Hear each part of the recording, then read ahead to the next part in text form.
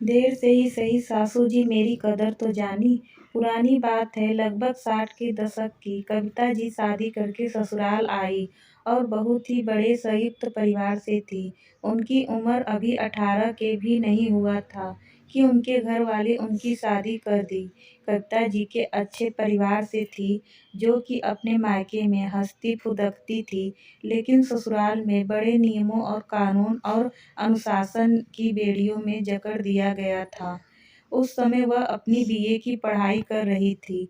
उन दिनों छोटे गांव में स्त्रियां शिक्षा ना के बराबर थी। अच्छे परिवार से शिक्षित होने के कारण एक अजूबा बन गई थी।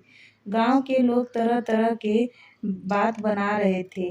कोई कहता पढ़ी लिखी लड़की ले आए हो, काम काज क्या करेगी, उसको तो खाना बनाना चूल्हा बर्तन करना कुछ नहीं आता होगा। तो रिश्तेदार कहते हैं देखना पढ़ी लिखी बहू ले तो आए हो, घर को चौपट कर देगी। कविता यह सब सुनकर मन ही मन सोचती है, ऐसा क्या कर दी हूँ मैं जो मेरे बारे में ऐसा लोग बोल रहे हैं। उनके मन में विचार कैसा आता है। मैं एक पढ़ी लिखी हूँ, शहर से हूँ, ऐसा तो नहीं कि कोई और जाति की हूँ। मैं भी इसी समाज की तो हूँ। बस पढ़े लिखे होने के कारण लोग मुझे ऐसी ऐसी बातें सुना है जैसे मैंने कोई गुनाह कर दिया हो। कविता के 3 जेठानियां थी और 2 बड़े जेठ थे जो कि कम पढ़े लिखे थे। कविता के तीनों जेठानियां उसे हमेशा ताने मारती रहती और नीचा भी दिखाती हैं और उसकी सास उसकी चुगली कर उन्हें बहुत कुछ सुनाया जाती। तीनों जेठानियां आपस में बात करती हैं कि कविता को कोई काम काज नहीं आता, बस पढ़ने लिखने में है, जो कि किसी काम की नहीं है। हमेशा कविता को देखकर ताने मारती और बातें सुनाती। खैर समय के पन्ने फटाफट उड़ गए। कविता भी 3 बच्चों की माँ बन गई और जेठानियाँ भी अब अपने बच्चों की शादी ब्याह कर दी। बहू और दामाद हो गए थे। जेठानियाँ सास बन चुकी थी। अब वह अपने परिवार में सास के पद पर रहती थी। उसके बाद जेठानियाँ अपनी सास को इग्नोर करना शुरू कर दिया। एक समय था जब जेठ लोग माँ के साथ बैठकर खाना खाते थे। अब वह समय आ गया कि माँ को ही इग्नोर करने लगे। मौके का फायदा उठा रही थी जेठानियाँ। अब उनसे पुराने दिए गए घाव का बदला ले रही थी। पहले जैसे कुछ भी ना रहा। कहा उनकी राय के बिना घर का पत्ता तक नहीं हिलता था। अब उन्हें कोई पूछता भी नहीं है। जेठानियाँ अपनी सास के साथ दुर्व्यवहार करने लगी। खाने पीने की बहुत दुख देती थी। उनकी सास यह सब देखकर बहुत दुखी हो जाती थी और कविता अब अलग रहने लगी थी। कविता की सास को कविता के घर रहना अच्छा लगता था, क्योंकि अब भी उसकी सास उसके घर पर अपनी हुकूमत चला लेती थी। कविता छोटे बच्चों को अभी स्कूल में ही पढ़ा रही थी। कविता कभी अपनी सास के साथ उनके साथ किसी भी प्रकार का दुर्व्यवहार नहीं करती थी। डाइनिंग टेबल पर बिठाकर खाना खिलाती और दवाई वगैरह देने का पूरा ध्यान रखती। कविता की सास को अस्थमा था। वह ज़्यादा देर खड़ी नहीं हो पाती, चल फिर नहीं सकती थी। कविता उन्हें नहलाती, कपड़े पहनने में सहायता करती और कंघी भी करती। किचन में कुछ भी खाने पीने के लिए अपनी सास से ही मनपसंद का सब्जी बना देती थी।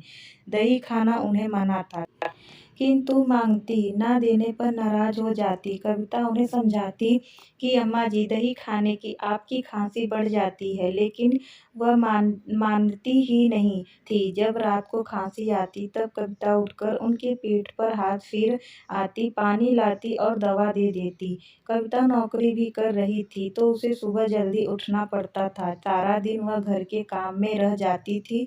साथ ही साथ कविता सिलाई बुनाई करने में बहुत अच्छी थी। कविता को खाना बनाना बहुत अच्छी तरह से आता था। बस यही कारण था कि बड़े बड़े बर्तन उनसे उठ ही नहीं जाया करता था, जो कि उनकी जेठानियाँ और सास हमेशा उन्हें ताना मारती थी। हमेशा सास के कान में उनकी जेठानियाँ यह भर देती थी कि कविता को कुछ भी काम नहीं आता। अब उनकी सास कविता को अच्छे से घर गृहस्थी चलते रूप में देखकर मन ही मन सोचती कि मैं कितनी गलत थी जो तीनों बहुओं के बातों में आकर कविता को कितनी खड़ी खोटी सुनाती थी।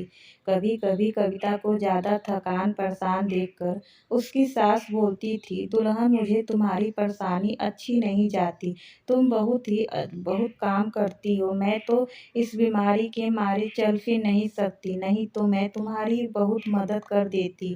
फिर कविता बोलती, नहीं अम्मा जी हो जाएगा। कविता के मन में पुराने ख्याल फिर से आ गए कि जब अम्मा जी की उम्र थी, शरीर में ताकत थी, तो एक गिलास पानी भी हाथ से नहीं लिया करती। नाश्ता खाना सब हाथों में देना पड़ता था। अब कमज़ोर हो गई हैं तो मेरे ऊपर दया दिखा रही हैं। एक दिन कविता की सास बोली कि दुल्हन जितना काम तुम करती हो उतना काम तुम्हारी जेठानिया से नहीं किया जाया करता। सिवाय चौक चूल्हा के उन्हें आता ही क्या था। आज मैं तुम्हारे काम की, बच्चों की अच्छी परवरिश देने को, परिवार को बांध कर रखने के लिए तारीफ करती हूँ। तुम सदा ऐसे ही सुखी रहो। कविता जी की आंखों से आंसू निकल गए।